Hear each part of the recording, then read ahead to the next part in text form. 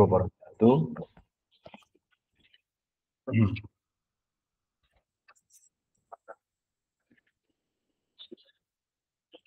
Alhamdulillahi Rabbil Alamin. Wassalatu wassalamu ala ashrafil anbiya wal mursalin.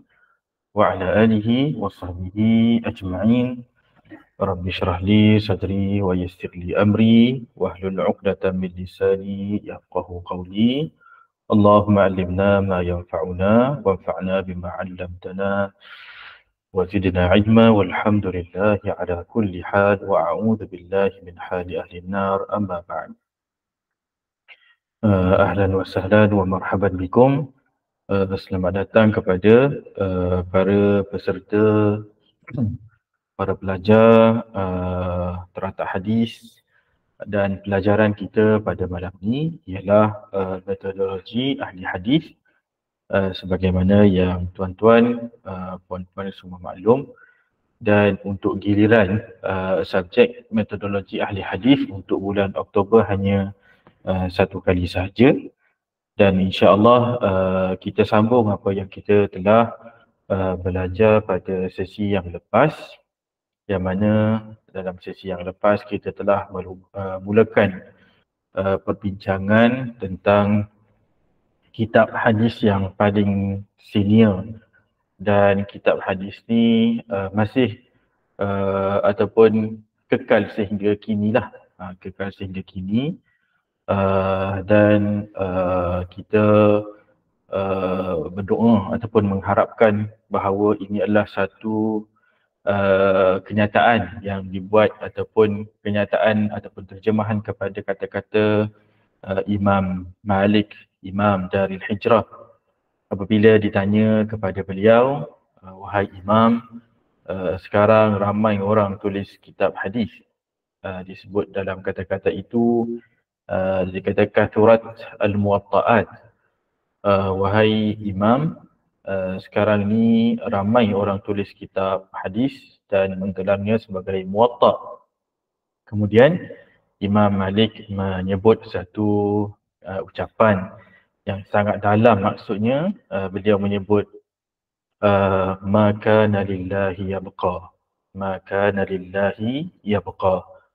Sesuatu usaha, suatu karya, sesuatu perkara yang dibuat oleh manusia dan ia dilakukan kerana Allah, maka Allah akan mengekalkan perkara tersebut. Dan ia bertepatan dengan firman Allah Subhanahu wa taala, qala Allah dalam surah Ar-Ra'd, fa amma az-zabadu fayadhhabu jufaa'a wa amma ma yanfa'un nas fayamkuthu fil ard.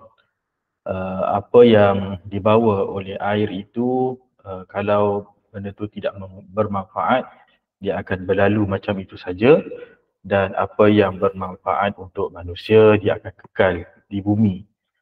Maka kitab hadis yang disebut tadi yang paling senior yang masih ada dengan kita ialah kitab Muwatta' Imam Malik. Maka sebelum kita masuk secara terperinci apa yang Imam Malik tulis dalam kitab beliau, kita telah mulakan dalam sesi yang lepas tentang pengenalan kepada Imam Malik itu sendiri, kepada muallif, dan adab kita lah belajar dengan karya para ulama. Kita akan berkenalan dahulu dengan penulis kitab itu. Maksudnya kita tahu tentang latar belakang, kelahiran, keluarga, siapa guru, siapa murid, ke mana dia pergi dan sebagainya, dan bila dia wafat. Maka kat sini kita, di samping kita dapat manfaat daripada karya yang beliau hasilkan, pada masa yang sama dengan kita melihat sejarah hidup itu pun dah syarat dengan pengajaran. Maksudnya dalam biodata para ulama itu sendiri sudah banyak pengajaran ataupun teladan yang kita boleh ikut mereka. Baik, dalam seri yang lepas, antara perkara yang terakhir yang saya sebut ialah bahawa Imam Malik ini kalau diteliti dari segi sanadnya, maka Imam Malik termasuk dalam silsilah Az-Zahabiyah. Cuma saya sebut bahawa silsilah ini, rantaian sanad ini yang mana dimulakan dengan nama Imam Malik, riwayatkan hadis daripada Nafi' Maula Ibni Umar, daripada Abdullah bin Umar, daripada Rasulullah sallallahu alaihi wasallam. Ini digelar sebagai rantaian emas, rantaian keemasan. Cuma dalam siri yang lepas saya ada sebut bahawa ini adalah sanad yang paling disukai oleh seorang ulama hadis. Ada tak para peserta yang masih ingat lagi siapakah ulama hadis tersebut? Siapakah yang paling suka sanad yang mana dalam tu ada Imam Malik, Nafi', Ibnu Umar? Siapa masih ingat? Ada tak yang boleh sebut? Ada ke? Yang catat dalam nota masing-masing? Sebab imam hadis ni mereka ada pilihan tersendirilah kalau melihat sanad-sanad tertentu. Dia kata aku paling suka sanad sekian-sekian daripada fulan, daripada sahabi sekian-sekian. Tapi kalau Malik daripada Nafi', daripada Ibnu Umar adalah pendapat seorang ulama yang sangat terkenal. Siapakah dia? Ada yang masih ingat? Sanad pilihan siapa? Tak ada yang boleh jawab. Okey, jawapannya ialah sanad itu adalah sanad yang paling disukai oleh Al-Imam Al-Bukhari. Sanad yang paling disukai oleh Al-Imam Al-Bukhari. Maksudnya beliau kalau bandingkan antara sanad-sanad yang lain, maka beliau paling suka sanad daripada Malik, daripada Nafi', daripada Ibnu Umar. Cuma sebagai maklumat tambahan, saya nak sebut kepada rakan-rakan peserta, para pelajar semua, bahawa Imam Malik bukan menonjol dalam sanad ini saja, bahkan dalam sanad-sanad yang lain jugalah. Sebab bila imam besar kan, tokoh besar, maka kat situ beliau meriwayatkan banyak sanad yang lain. Cuma kalau daripada Abdullah bin Umar, maka sanad yang paling bagus, sanad yang paling disukai oleh ahli hadis ialah Malik an Nafi' an Ibni Umar. Tapi kalau ada jalur riwayat daripada Ummul Mukminin Aisyah radhiyallahu anha bermula dengan Imam Malik, diikuti dengan Abdurrahman Malik an Abdurrahman bin Al-Qasim an Abi, iaitu Al-Qasim bin Muhammad bin Abi Bakr an Ummul Mukminin Aisyah radhiyallahu anha.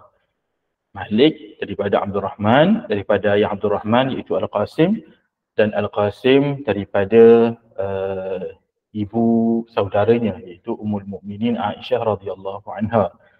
Kalau melalui sahabat Anas bin Malik, maka sanad yang dianggap yang paling sahih yang ada ialah Malik daripada Az-Zuhri daripada Anas bin Malik. Malik an Az-Zuhri an Anas bin Malik radhiyallahu anhu.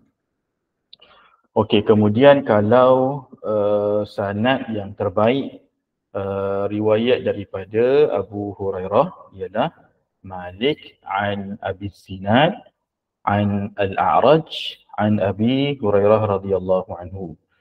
Malik daripada gurunya Abu Az-Zinad Muhammad bin Khazim, kemudian daripada gurunya Al-A'raj iaitu Abdul Rahman bin Hurmuz, daripada sahabat Nabi Abu Hurairah radhiyallahu anhu.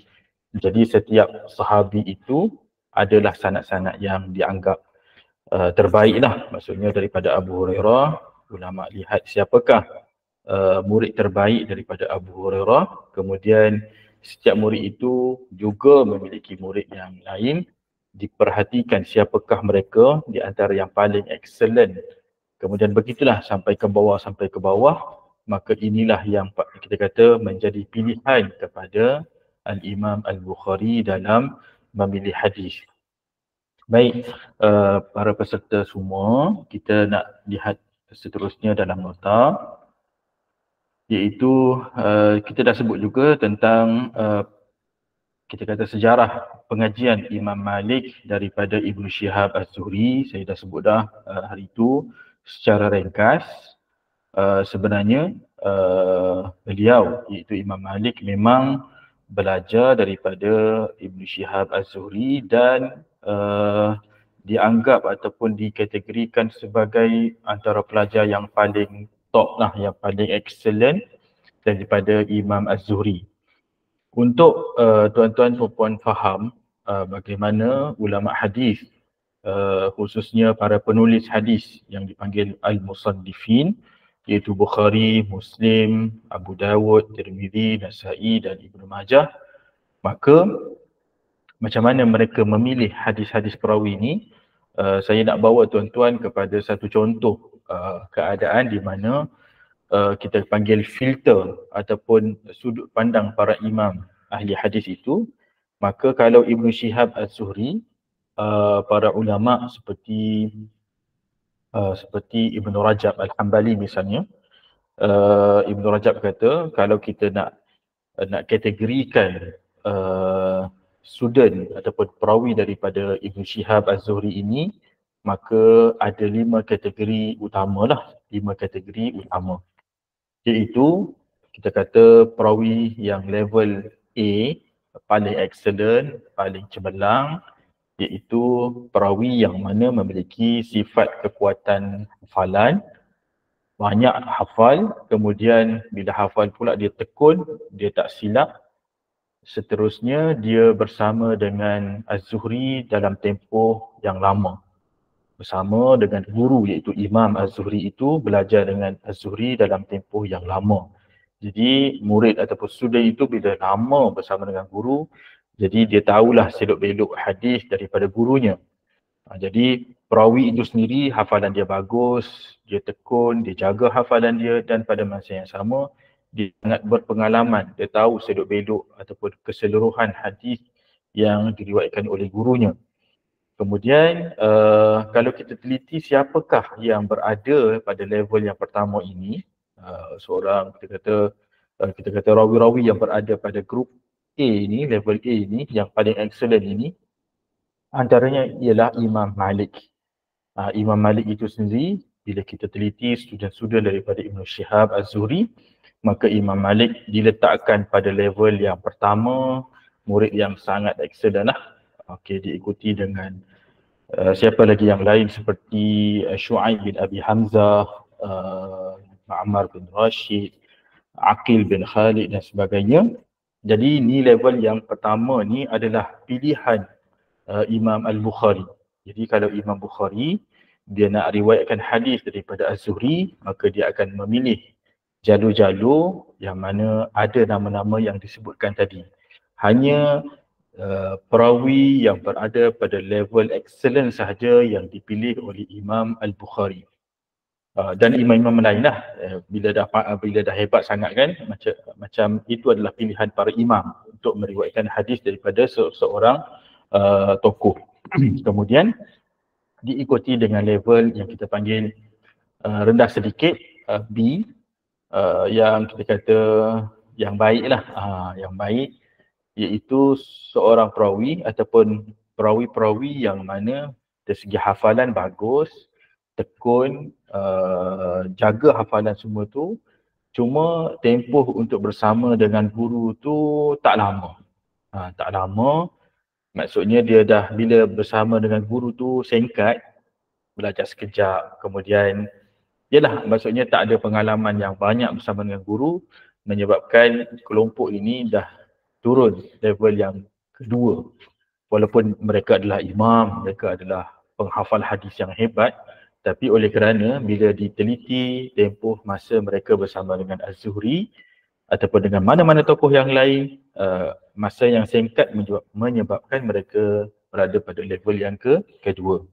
Jadi antara kalau kita lihat nama-nama besar yang berada pada level kedua ni ialah seperti Al-Layth bin Sa'ad, Al-Auza'i dan sebagainya. Jadi nama ni besar, nama-nama hebat, tetapi oleh kerana bersama dengan Az-Zuhri itu sekejap menyebabkan mereka berada pada level yang kedua.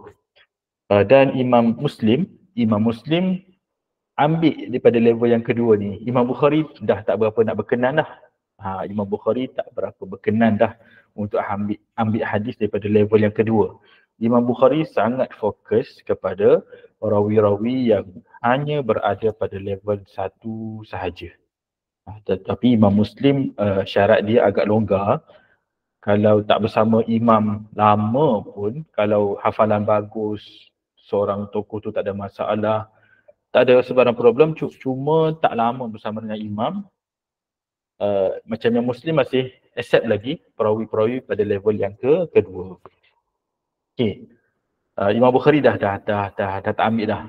Level yang kedua dah tak ambil. Jadi daripada kategori inilah kita faham bahawa para imam hadis tu yang mana ketat. Yang dimaksudkan dengan ketat tu maksudnya mereka hanya memilih rawi yang berada pada level excellent saja.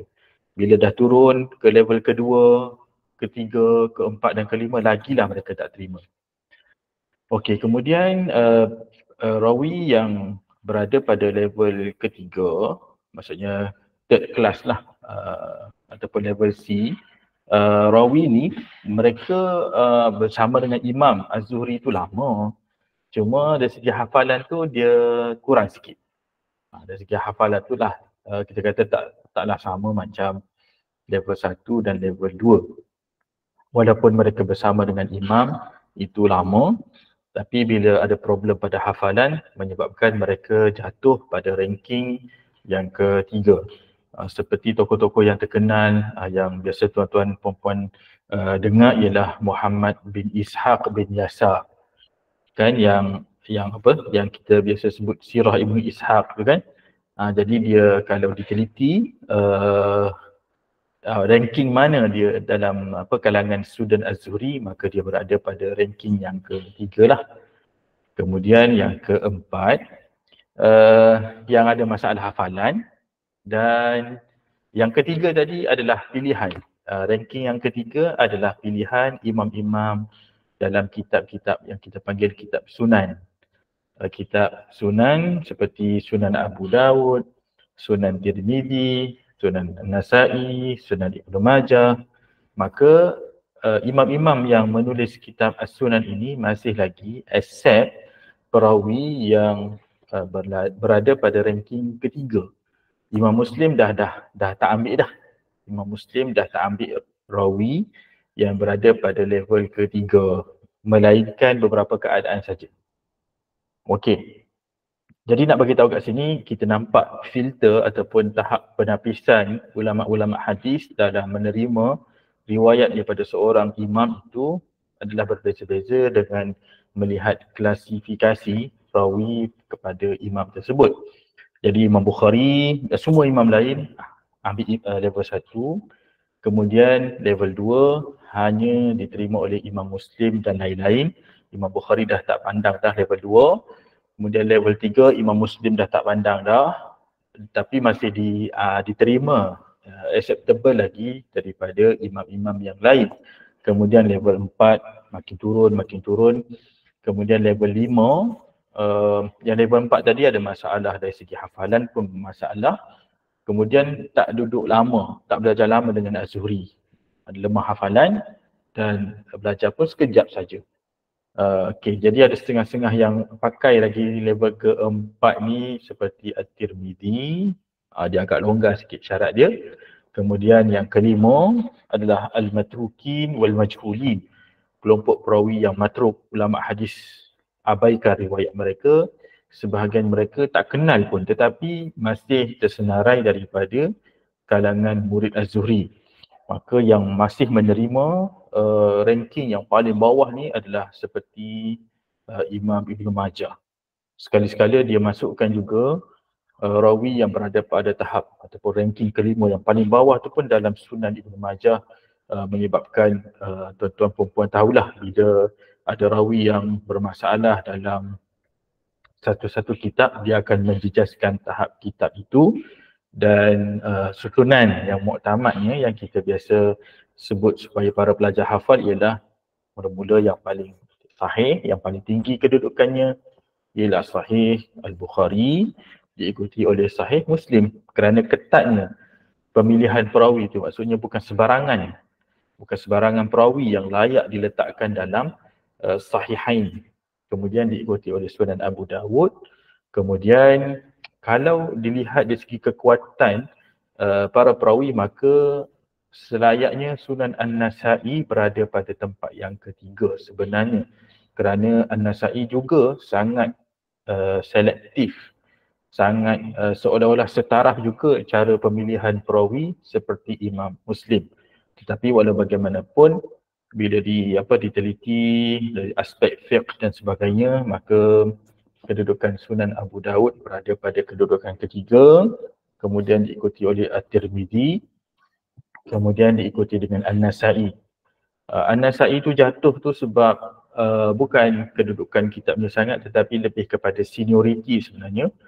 Dan dilihat An-Nasa'i adalah ulama hadis di kalangan mereka tu yang paling akhir wafat.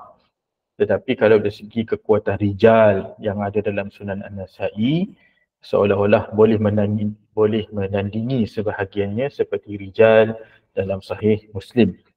Kemudian yang terakhir ialah Sunan Ibnu Majah yang berada pada level ke-6, kitab yang ke-6 yang paling bawah sekali, kerana Ibnu Majah terlalu longgar filternya dan ramai perawi-perawi yang matruk, perawi yang majhul tetap juga dimasukkan oleh Ibnu Majah. Jadi kita dapat lihat kat situ masing-masing ada pendekatan tersendirilah, dan sebenarnya ada faedah-faedahnya walaupun dimasukkan perawi-perawi yang agak rendah rankingnya, tetapi di sana ada juga faedah-faedah dalam tindakan tersebut. Jadi nak bagi tahunya, kalau tuan-tuan, perempuan biasa dengar bahawa syarat Bukhari itu ketat, syarat Imam Muslim itu ketat, maksudnya dengan penerangan tadi, dengan kita melihat tindakan Imam Bukhari yang hanya select pada ranking yang nombor 1 saja, di situ kita dapat lihat bahawa Imam Bukhari kita panggil apa? Memilih as-sahih. Bukan setakat hadis sahih, bahkan memilih hadis-hadis yang sangat sahih daripada perawi-perawi yang sangat excellent sahaja, bukan rawi-rawi yang sebarangan. Jadi kalau tuan-tuan, perempuan baca dan jumpa nama perawi yang ada dalam Sahihain, kita dapat tahu bahawa ia adalah perawi yang bukan calang-calang. Tersenarai saja dalam Rijalul Bukhari, tersenarai saja dalam Rijalul Muslim, itu adalah satu keistimewaan dah bagi para perawi. Maka bila kita dapati, bila kita teliti dengan Imam Malik, apatah lagilah, lebih-lebih lagi Imam Malik adalah nama yang sentiasa diulang-ulang dalam Sahih Bukhari dan Muslim, khususnya dengan jalur yang saya sebutkan tadi.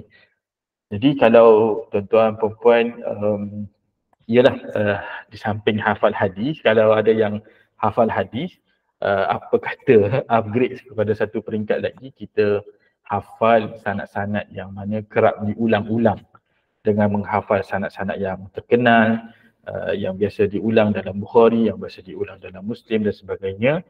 Di situ pun adalah suatu nilai tambah. Dia bukan bukan kemestian pun, tapi alang-alang kita belajar hadis dan kita rasa kita mampu berbuat demikian, kita buatlah. Baik. Sebab zaman sekarang ni kan susah nak jumpa orang yang hafal sanad. Tak mampu nak hafal keseluruhan pun, kita mampu 3 level pun dah okey dah. Baik. Alhamdulillah. Seterusnya kita nak sambung kepada yang disebut pada kuliah yang lepas, iaitu hubungan Imam Malik dengan Az-Zuhri. Kita kata sangat rapatlah, dan biasalah guru kalau dia dah berkenan dengan seorang student tu, memang dia akan jaga sungguh-sungguh lah. Dan biasanya akan ada peristiwa yang menyebabkan seorang guru tu berkenan dengan murid dia, sama ada murid dia tu jawab soalan ke, ataupun murid dia tu mampu baca keseluruhan yang diajar pada pada pelajaran yang sebelum tu ke. Jadi momen-momen macam tu juga berlaku kepada Imam Malik ketika bersama dengan Az-Zuhri. Jadi bila ditanya siapa yang mampu sebut pelajaran yang lepas, jadi kalau ada student yang buat macam tu, mampu recall balik apa yang dia ajar, nescaya guru tu akan ada attention kat dia. Ini pun satu pelajaran yang kita boleh ambil juga, tuan-tuan perempuan.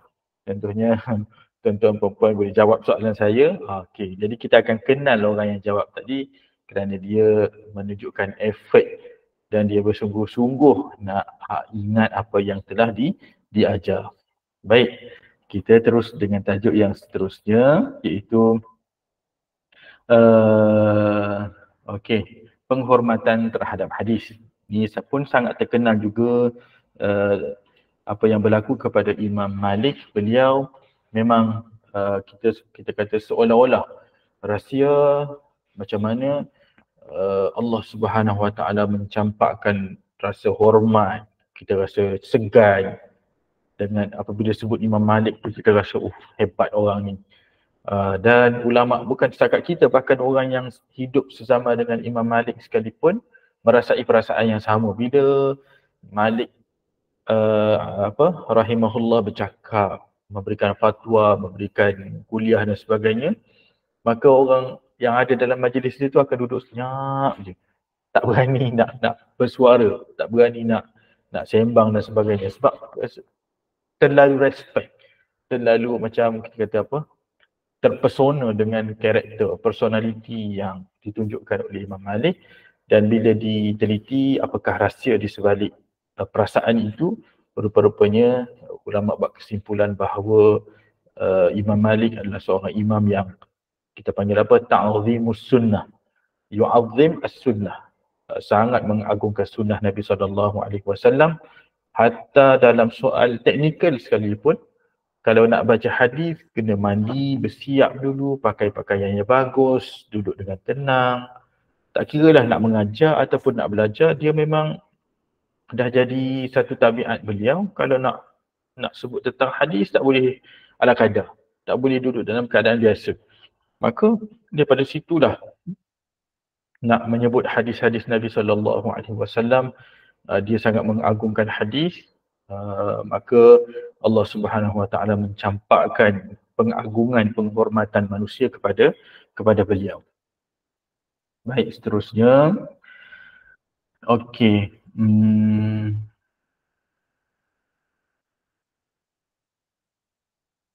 Okey, dalam proses pembelajaran, Imam Malik juga dikatakan bahawa ada memiliki masalah kewangan.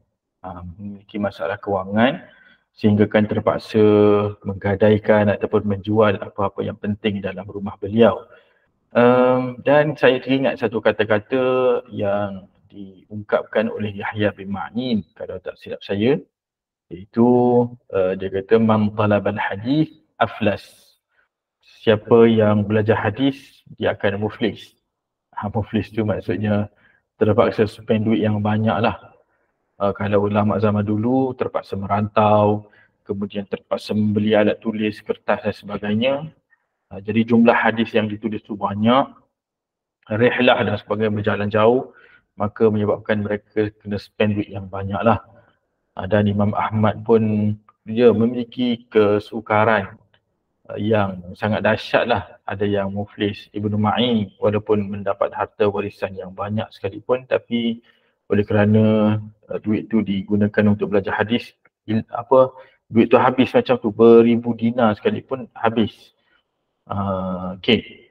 Jadi kat sini saya nak ajak tuan-tuan perempuan meneliti satu keadaan yang mungkin berlaku kepada kita lah. Itu bila kita bahaskan penghormatan terhadap hadis. Okey, kita pun sama. Kita nak baca hadis ataupun kita belajar hadis ataupun mendengar hadis, kita akan hadirkan perasaan hormat kepada kata-kata tersebut, sabda Nabi dan sebagainya. Dan pada masa yang sama, tak lupa juga apabila kita menyebut tentang hal ini, tentang penghormatan terhadap sesuatu kata, sabda Rasulullah dan sebagainya, maka jangan lupa tentang kalamullah itu sendiri. Barangkali mungkin bersama dengan saya, para peserta ada di kalangan kita yang terlibat dengan pengurusan masjid dan sebagainya, ataupun di kampung dia tu ada ahli jatah AJK masjid yang pasang Al-Quran kan, pasang bacaan Al-Quran sebelum solat. Tak kisahlah mana-mana solat. Cuma Tak kisah kalau di masjid ataupun dalam kereta ke, ataupun kita tengah buat kerja di laptop, di komputer, kita buka bacaan Al-Quran. Saya nak ingatkan kepada para pelajar, para peserta supaya kita patuhi apa yang dipanggil peraturan apabila kita mendengar Al-Quran. Allah Subhanahu wa taala berfirman, wa idza quri'al Qur'anu, apabila dibacakan Al-Quran. Tak kisahlah orang ataupun daripada telefon, daripada kaset, daripada radio, daripada CD, daripada YouTube dan sebagainya, apabila dibacakan Al-Quran, hendaklah kita fastami'u, kita hendaklah mendengar. Bukan setakat dengar, wa'ansitu. Kita mulut jangan cakap. La'allakum turhamun, supaya kita mendapat rahmat. Maka tanggungjawab untuk mendengar dan diam itu adalah orang yang memasang bacaan Al-Quran itu, yang run bacaan Al-Quran itu. Dibimbangi kalau orang yang pasang tu, dia hanya sekadar pasang, tiba-tiba dia buat kerja lain, ataupun keadaan manusia pada masa tu tak hirau pun kepada bacaan Al-Quran tersebut, kita risau, takut jadi sebaliknya. Sebab kalau Quran kata, kalau dengar ataupun diam, maka kita akan dapat rahmat. Tapi kalau kita tak dengar, kemudian kita bercakap-cakap, kita tak hiraukan bacaan Al-Quran yang kita sendiri pasang tadi, kita risau takut kena yang sebaliknya, iaitu lawan kepada rahmat ialah al-la'nah. Kita takut dilaknat, seolah-olah mempermainkan bacaan Al-Quran itu. Jadi kalau siapa-siapa nak pasang, pastikan orang dengar, ataupun kalau dia nak cakap, dia off ataupun dia pause dulu, dia cakap. Jadi adab kita dengan Al-Quran, adab kita dengan hadis. Di sini kalau kita hadirkan perasaan ta'zimul Quran, ta'zimus sunnah, maka kita akan mendapat pahala lah. Jadi kita belajar daripada apa yang dibuat oleh Imam Malik rahimahullah. Kalaulah begitu cara beliau mengagungkan sunnah Nabi SAW, kita pun sama yang belajar hadis, kena agungkan hadis juga. Kemudian dalam situasi yang lain, kalau kita dengar Al-Quran, hendaklah kita mengagungkan kalamullah itu sendiri. Maka kalau nak dengar betul-betul, nak pasang Quran, dengar betul-betul, jangan sembang dan sebagainya, jangan lara. Sebab kita risau juga sebagaimana yang Allah bagi warning kepada kita dalam Al-Quran, dalam ayat yang lain, waqala alladhina kafaru waqala alladhina kafaru la tasma'u li hadzal Qur'an walghaw fihi la'allakum taghlibun. Berkatalah orang kafir, janganlah kamu mendengar Al-Quran dan kamu laralah. Kalau ada orang cuba baca Quran untuk kamu buat tak tahu je. Kita risau, takut kita ada karakter yang macam tu. Kan? Baik, itu sekadar sampingan saja. Kita nak belajar daripada sirah Imam Malik ini, iaitu mengagungkan sunnah Nabi SAW. Dan kalau dalam konteks kita sekarang pun, kalau kita bawa buku-buku hadis pun sama. Kita kena agungkan. Walaupun tidaklah setaraf dengan mushaf Al-Quran, tetapi oleh kerana buku hadis itu mengandungi kalam Ar-Rasul SAW, hendaklah diagungkan. Kalau perlu balutlah. Kalau, maksudnya jangan dedahkan kepada kecuaian, anak-anak ambil dan sebagainya. Maka kita jaga, kerana kita takut apa yang terkandung dalam kitab itu terdedah kepada kecuaian. Okey, baik. Kemudian anda nak terus kepada yang seterusnya, iaitu kerjaya dan sumber rezeki. Ini pun satu isu juga apabila kita bahaskan tentang para imam. Bila mengajar dekat masjid ni, kalau kita fikirkan, mereka kerja apa? Bila masa mereka mencari rezeki, kan? Bila masa mereka mencari rezeki, cari nafkah untuk keluarga. Maka bila diteliti keseluruhan riwayat berkenaan sirah Imam Malik ini ataupun sejarah biodata Imam Malik, maka tak adalah statement yang agak jelas menunjukkan Imam Malik ini terlibat dengan kejayaan tertentu. Beliau cari rezeki dengan buat apa-apa. Cuma Ada juga riwayat yang agak terpencil menyebutkan bahawa Imam Malik ni terlibat dengan perniagaan. Cuma riwayat itu tidaklah berapa jelas. Kalau yang betul-betul disebut berniaga ialah Imam Abu Hanifah. Itu memang semua makruflah bahawa Imam Abu Hanifah termasuk seorang peniaga yang hebat. Dan kalau diteliti fatwa-fatwa Imam Abu Hanifah berkaitan dengan muamalat, memang kita kata agak luar biasalah berbanding dengan imam-imam yang lain. Baik, kemudian disebutkan di sini bahawa Imam Malik juga menerima hadiah ataupun pemberian daripada para pemerintah. Maksudnya para pemerintah menyediakan sumbangan ataupun peruntukan khas kepada para ulama yang mana fokus mereka untuk ta'lim ataupun tadris. Jadi kita panggil sekarang ni gaji ataupun allowance lah. Dan kalau diteliti apa yang disediakan oleh kerajaan Abbasiyah kepada guru-guru Al-Quran, kepada guru-guru hadis, perawi-perawi hadis, kepada kadi, kepada hakim dan sebagainya, maka kalau kita nak banding dengan gaji kita sekarang ni, apa yang mereka dapat tu lebih banyak lah, jauh lebih banyak. Jadi seolah-olah kalau mereka fokus untuk Islam, untuk dakwah dan sebagainya pun tak apa. Negara memang dah sediakan peruntukan untuk mereka.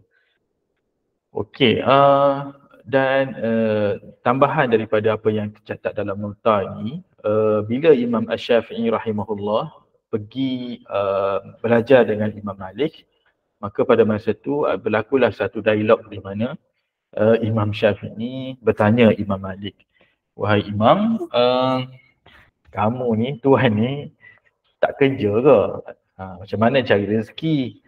Maksudnya duduk kat masjid je. Yalah, bila masa nak cari rezeki dan sebagainya." Maka Imam Syafi'i kata kena keluar sepatutnya. Dan Imam Syafi'i membacakan firman Allah Subhanahu Wa Taala, Huwallazi ja'ala lakumul arda dhalulan famshu fi manakibiha wa kulu min rizqih. Dialah Allah yang menundukkan permukaan bumi ini mudah dilalui, jalan dengan kenderaan dan sebagainya. Dan Allah perintahkan kita berjalan. Famshu fi manakibiha. Berjalanlah di seluruh pelosok bumi ini. Kemudian maksudnya kena keluar dari rumah, barulah di situ waqulu mir rizqi. Lepas berjalan cari rezeki, barulah ambil manfaat daripada rezeki yang Allah sediakan. Jadi seolah-olah dalil yang Imam Syafi'i kemukakan kepada Imam Malik itu bahawa kalau nak cari rezeki kena keluar daripada rumah, kena berjalan, kena bekerja. Jadi dalil Imam Syafi'i pun kuat. Dia nak bagi tahu kepada guru dia kena kerjalah. Ataupun dia nak bertanya, jadi tuan guru dapat rezeki dari mana? Maka Imam Malik dia kata sebenarnya Allah bila dia nak bagi rezeki tu akan datang kepada kita lah. Rezeki akan datang walaupun kita tak bergerak apa-apa. Dan Imam Malik pada masa itu membaca firman Allah Subhanahu Wa Taala, Qala Allah wa ma min dabbatin fil ardi illa 'ala Allahi rizquha. Tidak ada binatang manusia yang melata di atas muka bumi ini melainkan Allah jamin rezeki untuk mereka. Jadi Imam Syafi'i tak puas hatilah. Maksudnya nampak macam bercanggah di antara dua dalil tadi. Maka Imam Syafi'i dia keluar, dia bekerja, dia pergi ke pasar. Tiba-tiba pada masa tu ada seorang yang perlukan khidmat. Khidmat angkut ataupun pikul barang. Dan dalam yang dia kena angkut tu ialah buah kurma, buah tamar. Maka Imam Syafi'i masa tu muda lagi, badan dia kuat, dia ambil upah tu lah, dia ambil upah pikul barang. Barang tu ialah kurma. Maka bila sampai ke rumah orang tadi bagilah upah dalam bentuk kurma juga. Dan tuan-tuan perempuan kena tahulah bahawa makanan ruji ataupun makanan kebiasaan penduduk Madinah ialah tamar, ialah kurma. Jadi Imam Syafi'i dapat bahagian daripada kurma itu, lalu dia pun kata, okey ni sekarang aku rasa dah ada hujah nak bagi tahu Malik, nak beritahu Malik rahimahullah bahawa aku dah kerja dan dapat rezeki, dapat habuan. Ni kena kerja, kena keluar dari rumah. Maka dia bawalah kurma tadi pergi kepada Imam Malik. Maka wahai Imam, ini tengok aku dah hasil usaha aku, ni dah dapat dah hasilnya, ni dapat rezeki. Allah bagi rezeki dengan aku keluar dari rumah.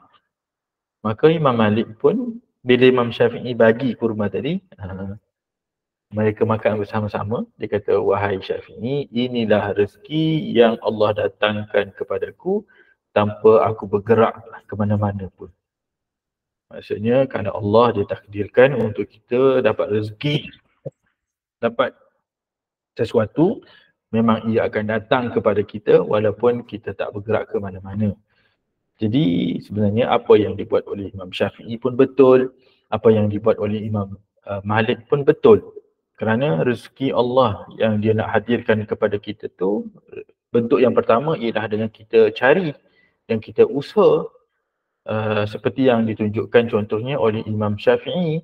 Kemudian ada bentuk rezeki yang Allah hadirkan dalam hidup kita ialah dalam bentuk yang kita tak sangka, yang kita tak perlu bergerak apa-apa, kita duduk je rezeki tu datang. Ada juga rezeki yang macam tu.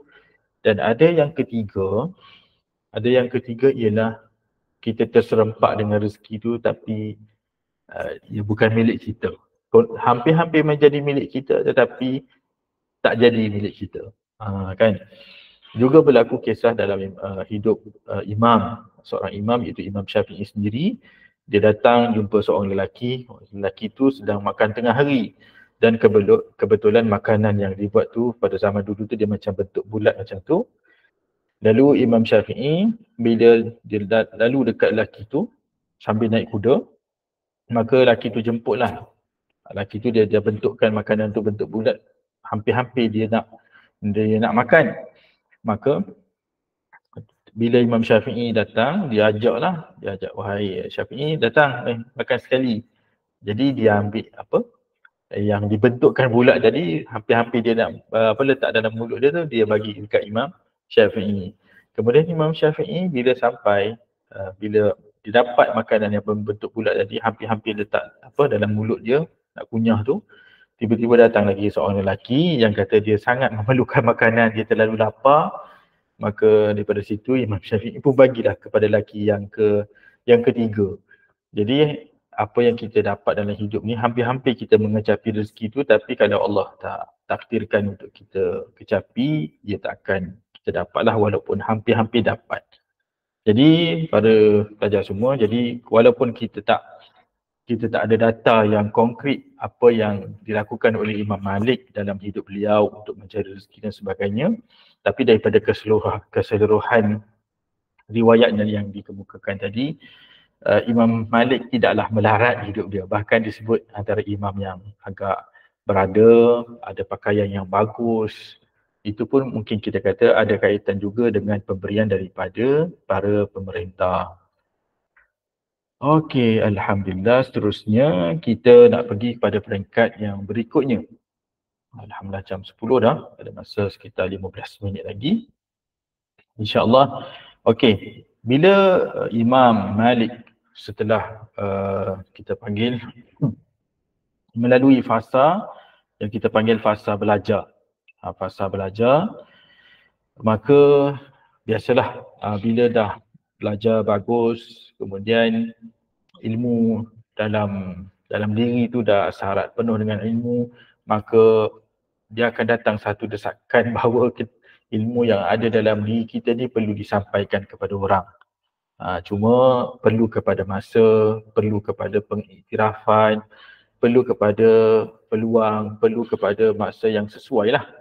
Maka di sini kalau kita belajar daripada kisah Imam Malik ini, beliau walaupun dah menunjukkan kebijaksanaan pada usia yang muda, tapi beliau taklah terus kita kata terburu-buru bila dah alim sikit terus nak mengajar kat orang, tak boleh. Maka Imam Malik di sini diajarkan kepada kita semualah bahawa dalam nak mendedahkan diri, nak nak turun terjun ke dalam masyarakat sebagai talibul ilm, orang yang belajar agama, maka perlu kepada pengiktirafan, perlu kepada masa yang sesuai, perlu kepada kematangan, kebijaksanaan dan perlu kepada kemahiran bergaul dengan masyarakat. Sebab kita dalam dunia belajar ni mungkin kita tak terdedah sangat dengan karenah-karenah masyarakat dan sebagainya, maka kematangan juga adalah penting. Tidaklah semua yang kita belajar itu perlu diberitahu kepada orang. Kemudian kita perlu tapis apa yang kita tahu, yang kita tahu perlu disesuaikan dengan tahap pemikiran orang yang ada di depan kita.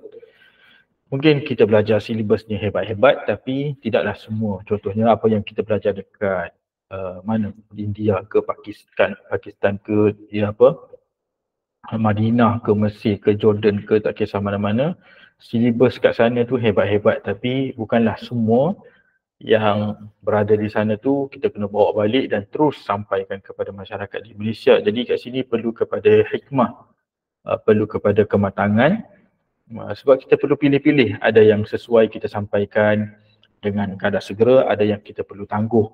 Kemudian laras bahasa yang kita guna pun perlu sesuai juga. Nak bincang khilaf dan sebagainya, kadang-kadang kalau kita tak setuju dengan satu pendapat fiqh yang kita rasa marjuh, yang kita pilih itu dianggap yang rajih, maka cara nak berhadapan dengan khilaf tu pun ada caranya. Walaupun kita tak setuju dengan satu isu, kita hentam habis-habisan pun tak boleh. Sebab satu pendapat yang lain juga disokong oleh mazhab tertentu. Maka sini perlu kepada kematangan lah. Maka apa yang Imam Malik sebut kepada kita, dia kata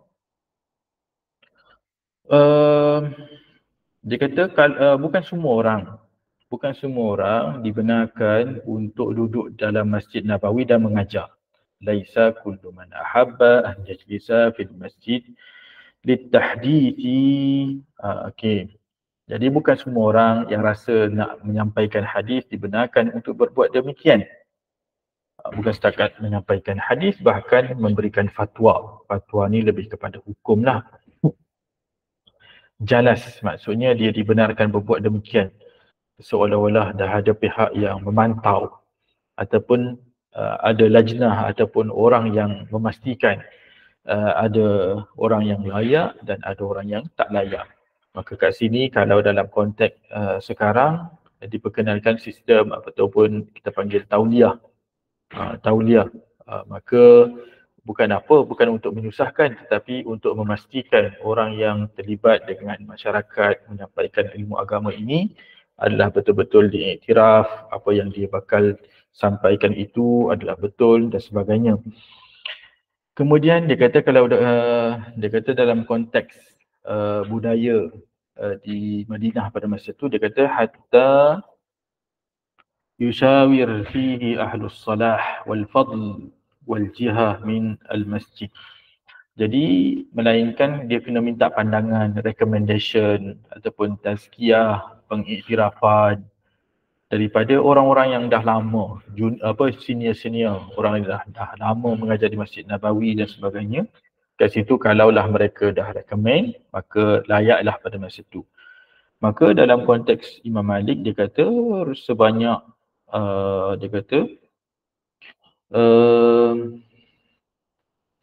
kalau dia kata kat sini disebut bahawa Imam Malik sendiri setelah mendapat persetujuan daripada 70 orang ulama, 70 orang guru yang mengiktiraf bahawa beliau layak menyampaikan ilmu, barulah Imam Malik pada masa itu duduk dan menyampaikan ilmu. Dan majlis Imam Malik, dia kata beliau mula duduk untuk memberi fatwa di Masjid Nabawi. Jadi bukan, maksudnya majlis Imam Malik ini bukan setakat fatwa, bahkan pada masa yang sama beliau juga menyampaikan hadis secara formal. Dan kalau tuan-tuan, perempuan, para pelajar nak tahu, kaedah Imam Malik kalau dia mengajar, contohnya meriwayatkan hadis, maka murid yang membaca hadis lalu Imam Malik mengiyakan bacaan dan riwayat tersebut yang dipanggil al-ard. Al-ard iaitu murid baca, guru iakan. Kalau ada bacaan yang salah, guru akan betulkan. Yang dipanggil al-ard ataupun al-qira'atu 'ala syaikh. Murid membaca dan guru menganggukkan, mengiyakan riwayat tersebut. Dan sirah yang biasa digunakan ialah akhbarana. Akhbarana. Okey, kemudian tetapi kelaziman ulama hadis yang lain ialah dengan menggunakan kaedah as-sama' ataupun kaedah at-tahdith, iaitu guru yang membaca hadis, guru yang menyebut hadis tu lalu murid mencatat dan menghafal.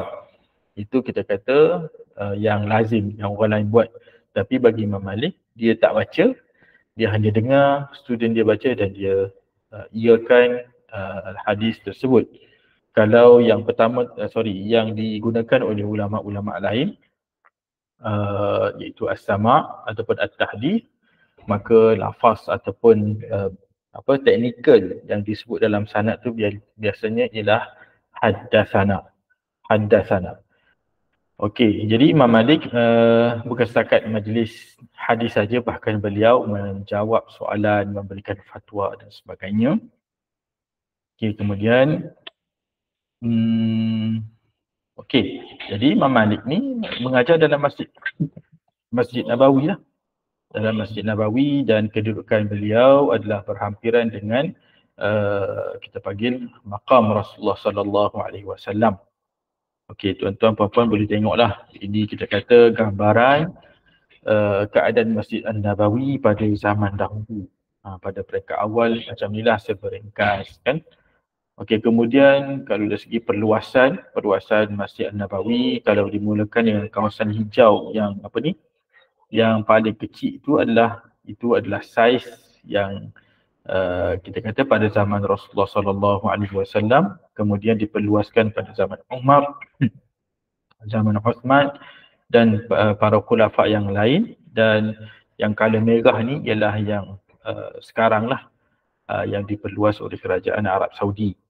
Jadi kita boleh faham daripada riwayat-riwayat yang ada, jadi majlis Imam Malik itu berada dekat dengan maqam Rasulullah sallallahu alaihi wasallam, dekat dengan mimbar. Sebab itulah kalau tuan-tuan perempuan ingat kan kata-kata Imam Malik yang terkenal, dia kata kullun yu'khadu min qawlihi wa yurad illa sahibu hadzal maqam. Semua orang layak diterima ataupun ditolak kata-katanya, melainkan kata-kata daripada pemilik maqam ini. Lalu beliau menunjukkan ke arah maqam Rasulullah sallallahu alaihi wasallam. Jadi hanya Imam Malik sahaja yang mampu buat macam tu sebab dia mengajar dekat situ. Kan, bila kita mendengar kata-kata imam, bila dia kata yang duduk dekat ni je yang kata-katanya berautoriti, kata-kata orang lain kita kena nilai. Nak terima pun boleh kalau kena dengan Quran dan hadis, kita terima. Kalau menyalahi Quran, menyalahi hadis juga boleh ditolak. Tetapi kalau sahih daripada Rasulullah sallallahu alaihi wasallam, maka kata-kata baginda memang kena terima. Kena ataupun tidak dengan akal kita, sama ataupun tidak dengan mazhab kita, tapi kalau ia adalah sahih daripada Rasulullah sallallahu alaihi wasallam, maka Imam Malik tegaskan kata-kata baginda kena terima, kena ittiba'. Baik, alhamdulillah. Okey, ada masa 5 minit lagi. Kalau nak cerita tentang usul mazhab Imam Malik ni pun secara ringkas, dia lebih kepada mazhab lah, lebih kepada perincian dalam mazhab Maliki. Sama juga dengan tindakan imam-imam yang lain, mereka bukanlah macam kita kata teknikal sekarang. Nak buat sesuatu perkara kena jelaskan metodologinya, cara kita buat sesuatu projek, kita ada proposalnya kan. kita buat kertas kerja, kalau buat program ada tentatifnya, kena bagi tahu objektifnya, organisasinya. Tu zaman kita dah berkembang. Macam kita detailkan sesuatu perkara sebelum kita buat perkara tersebut. Detailkan persiapan dia. Tetapi kalau kita lihat tindakan imam-imam dahulu dalam menulis karya-karya mereka, seolah-olah kita tak dapat satu gambaran jelas daripada penulis sendiri, macam mana dia buat kitab tu, macam mana dia susun. Hatta dalam mazhab sekalipun, dia tak jelaskan macam mana dia bina hukum, dia memilih di antara dalil dan sebagainya. Maka apa yang dikatakan sebagai usul mazhab Maliki itu adalah hasil daripada pembacaan ataupun penelitian terhadap keseluruhan hukum yang dikeluarkan oleh Imam Malik, study, teliti dengan betul secara induktif, didaktif dan sebagainya. Barulah dibuat, okey, Imam Malik ni utamakan Al-Quran dan Sunnah. Kemudian beliau menggunakan qiyas, memperakui ijma'. Lalu disebutlah dalil-dalil yang lain seperti istihsan, menolak istihsan, kemudian menggunakan istishab, menggunakan amal Ahlul Madinah, qaulus sahabi dan sebagainya, menggunakan hadis-hadis mursal dan sebagainya. Jadi daripada tindakan, daripada hasil, barulah dibuat analisis apa yang Imam Malik guna dalam menentukan, dalam membuat hukum. Sama juga dengan keadaan ataupun tindakan Imam Bukhari. Imam Bukhari dia tak cerita macam mana kaedah dia nak susun hadis Sahih Bukhari. Cara pilih rawi, cara susun hadis, cara letak tajuk, cara letak bab dan sebagainya, Imam Bukhari tak detailkan dalam mukadimah. Memang tak ada mukadimah pun. Tetapi bila ulama meneliti, membaca dari awal hingga akhir, rupanya style Bukhari ni macam ni. Hasil daripada istiqra' dan tatabbu'. Baca daripada awal hingga akhir, barulah faham, rupanya Bukhari dalam nak pilih perawi yang ranking nombor 1 saja. Dalam nak meletakkan bab, ini cara dia. Dalam memilih hadis ataupun pendapat sahabat, ini cara dia. Itu membaca tindakan mereka, lalu kita analisis dan keluarkan hasil. Jadi sama juga dengan usul mazhab Maliki pun sama. Jadi melalui tindakan ataupun pembacaan terhadap hukum-hukum yang dikeluarkan oleh Imam Malik, maka ulama mengeluarkan bahawa usul Imam Malik itu sekian-sekian.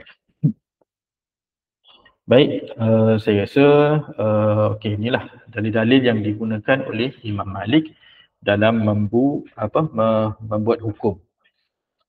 Okey, majlis ilmu dan para pelajar, insya-Allah saya akan sambung dan jelaskan, bercerita lagi kepada tuan-tuan dan puan dalam kuliah yang akan datang, insya-Allah. Banyak lagi pengajaran yang kita boleh ambil daripada kisah Imam Malik. Dalam masa seminit 2 ni ada soalan ke? Ada 2 minit lagi kalau ada.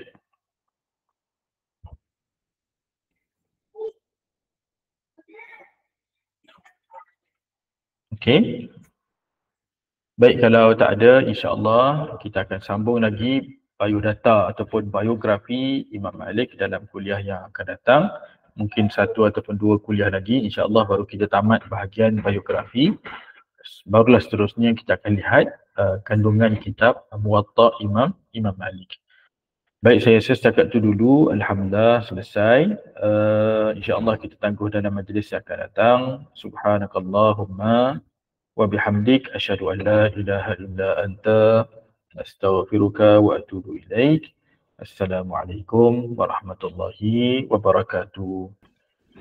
Assalamualaikum warahmatullahi wabarakatuh. Terima kasih Ustaz. Waalaikumsalam warahmatullahi wabarakatuh. Ya, sama, alhamdulillah.